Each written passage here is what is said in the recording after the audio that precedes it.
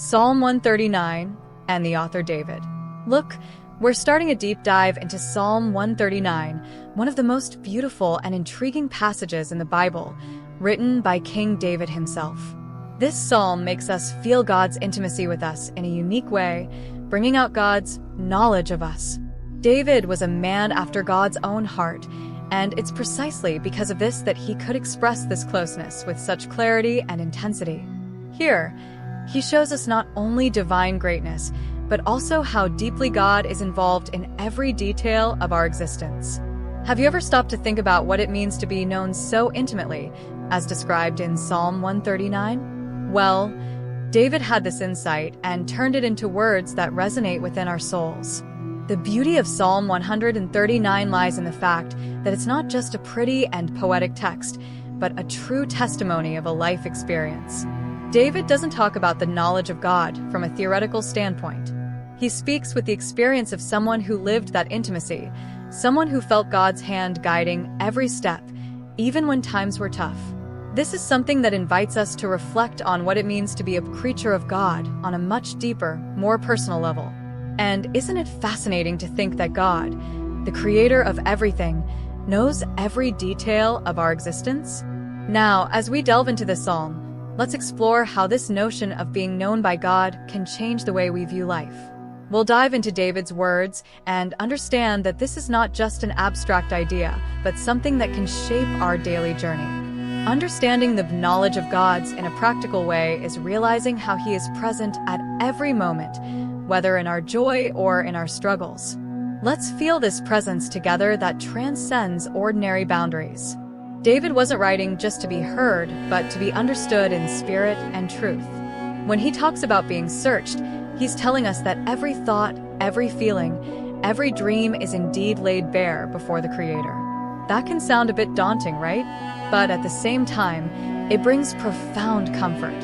Psalm 139 puts us before the truth that we are not anonymous to God. On the contrary, we are fully known, intimately understood, and loved nonetheless. And that's exactly why this psalm deserves to be explored with care and attention, because it gives us a glimpse of the relationship we can have with God, a relationship where intimacy is the core. So hold on to your curiosity, because we are going to break down every bit of this psalm and understand how this relationship can be lived by each one of us in our daily lives. Lord, you have searched me and you know me, the depth of divine knowledge. David starts by saying, Lord, you have searched me and you know me. And that phrase carries a huge weight. You know when we feel like nobody understands us, like no one knows what's going on inside? Well, here David reminds us that God knows every thought, every hidden intention in our hearts. It's not just a superficial knowledge, it's deep and meticulous, like someone looking through our soul. This knowledge of God is so intimate that there is no room for secrets. And look, when we think about being searched like that, it gives us a mix of fear and comfort. After all, how many times do we have thoughts that we don't even want to have, or feelings we'd rather hide? But David shows us that God knows all of this and still loves us. He doesn't turn away when he sees our flaws. On the contrary, he is there, willing to guide us. That's such a relief because it frees us from the need to hide who we truly are. Another interesting thing is that this knowledge goes beyond our conscious thoughts. God knows what we often cannot even understand about ourselves. This means that when we are lost, unsure of what to do, He already knows the way to lead us out of confusion. David knew this well, for he lived through intense moments of crisis and always found in God the understanding that no one else could offer. But this idea of God knowing us so well is not to paralyze us. On the contrary, it's an invitation to transformation. When we understand that God knows us completely, we can stop pretending, stop trying to be something we're not, and open ourselves up to being molded by Him. That's the true meaning of intimacy with God, being transparent and allowing Him to work in us. So how can we apply this in our daily lives? A good start is in prayer. Instead of trying to impress God with beautiful words, we can simply talk to Him honestly, knowing that He already knows what's in our hearts. After all, He searches us and knows us better than anyone else. This is the essence of a true relationship, the omnipresence of God. Where can I go from your spirit? This part of Psalm 139 is one of the most impactful. David leads us to reflect on God's omnipresence by asking, "Where can I go from your spirit?" Here, he's saying there is no place where we can hide from God. Whether in the heights of heaven or the depths of the sea, God is there. And it's not just that he is present. He is caring, guiding, being an active part of our lives. Isn't it amazing to think that wherever we are, God is there with us? When David speaks about this, he is not saying that God's presence is like a shadow that follows us to watch over us. He's talking about a God who is by our side to protect us, give us courage, and remind us that we are never alone. Imagine that feeling of being lost in an unfamiliar place and suddenly finding a friendly face.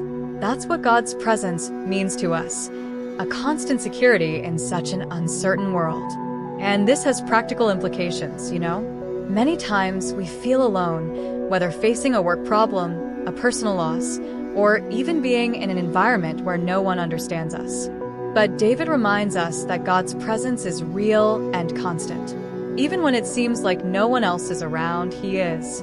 This changes everything because it gives us the courage to move forward, even when circumstances are unfavorable. And here's the interesting part. God's omnipresence also teaches us about responsibility.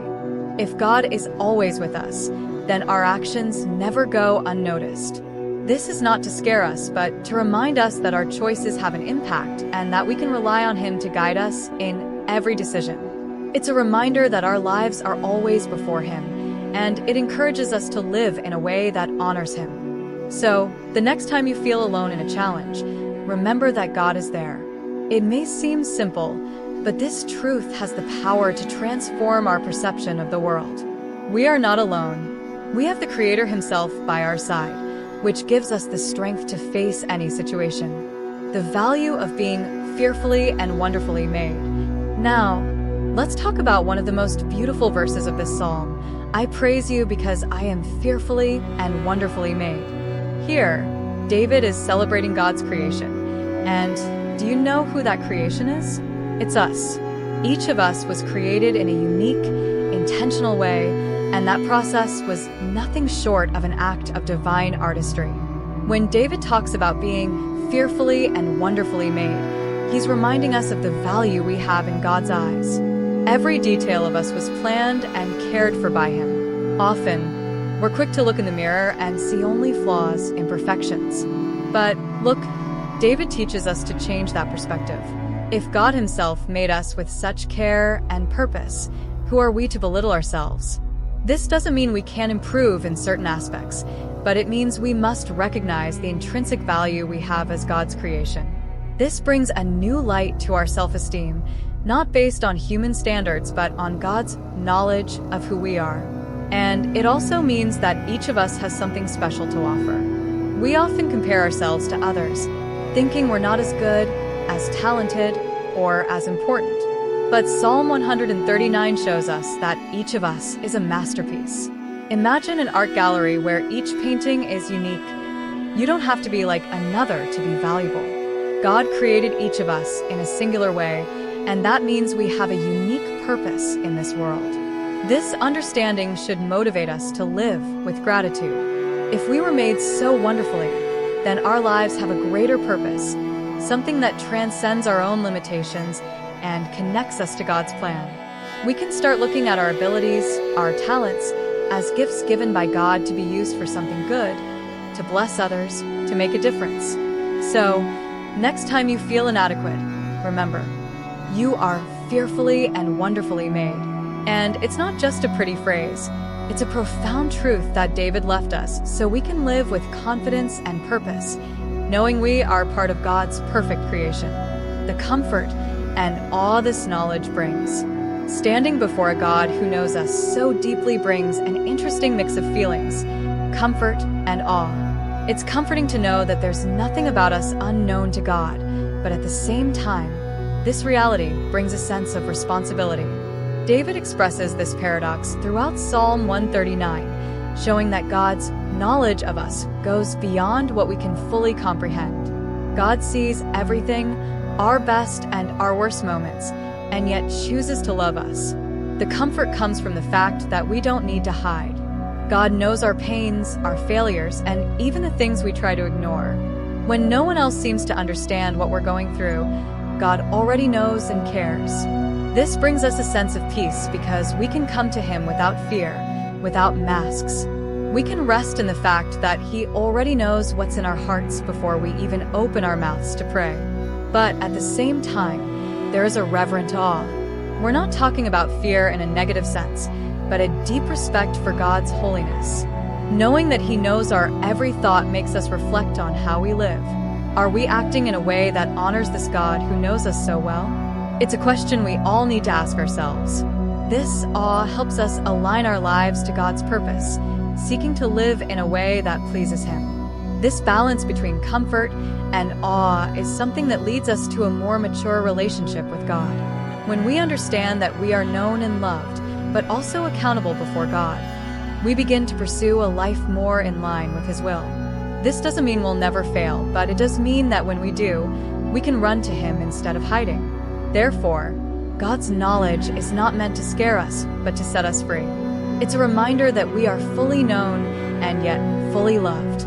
This gives us the courage to face each day, knowing that we're not alone and that, although we are flawed, we are precious in the eyes of the One who created us. God knows our thoughts and plans, practical implications. David also reminds us that God knows our thoughts and plans even before we verbalize them. This leads us to think, if God already knows everything, why should we pray or plan our lives? The answer is that God wants to be involved in every detail. He doesn't just want to watch from afar. He wants to walk with us, to be an active part of our thoughts and plans. God's knowledge of us goes beyond mere observation. It's a desire for relationship. That's why, when we plan, we need to involve God from the start. It means seeking His direction, trusting that He is the best for us, and being willing to follow the path He shows us. Often, we make plans without consulting Him, and then we get frustrated when things don't go as we imagined. David teaches us that God already knows every one of our thoughts, and it is wise to include Him at every step.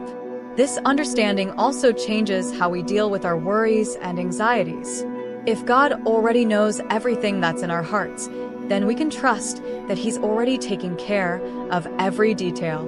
We don't have to carry the weight of decisions or uncertainties alone. We can place everything in His hands and rest, knowing that He already knows the end from the beginning. This gives us peace amid chaos and confidence amid uncertainty. Moreover, the fact that God knows our plans calls us to be transparent before Him. There's no need to pretend or hide our true desires. We can be sincere in our prayers, sharing with Him our dreams, ambitions, and even our fears.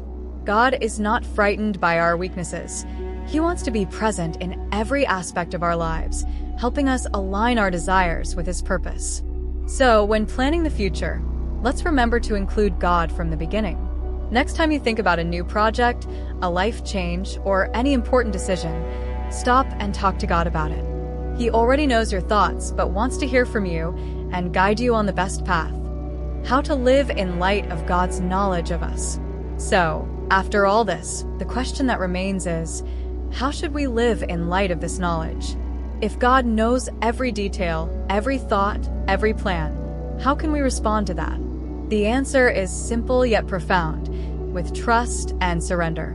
God's knowledge of us is not distant or impersonal. It's proof of His love and care.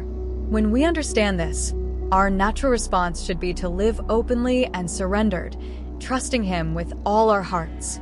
David shows us that living in light of this knowledge means living with purpose. If we are known and loved, then every moment of our lives has a special meaning. We can live without fear of the future, knowing that God is in control. This doesn't mean we'll never face difficulties, but it does mean that in every challenge, we have the certainty that we are not alone. God is with us, guiding and sustaining. Another important point is that this understanding leads us to seek intimacy with God. If He knows us so well, then we should want to know Him better too. This happens through prayer, reading the Bible, and moments of reflection and worship. It's a relationship that is built day by day, and the more we know Him, the more we understand His love and His purpose for us. Finally, living in light of God's knowledge means living authentically. We don't need to pretend to be something we're not. We can be honest about our flaws, knowing that we are accepted and loved nonetheless. This gives us the freedom to be ourselves and live in a way that honors God without the pressure of trying to please everyone around us. So, here's an invitation. How about starting to live more consciously of this presence and divine knowledge? Believe me, it changes everything. If this video helped you in any way, don't forget to share it and subscribe to the channel so you don't miss the next studies. Let's continue growing in knowledge and grace together. See you next time.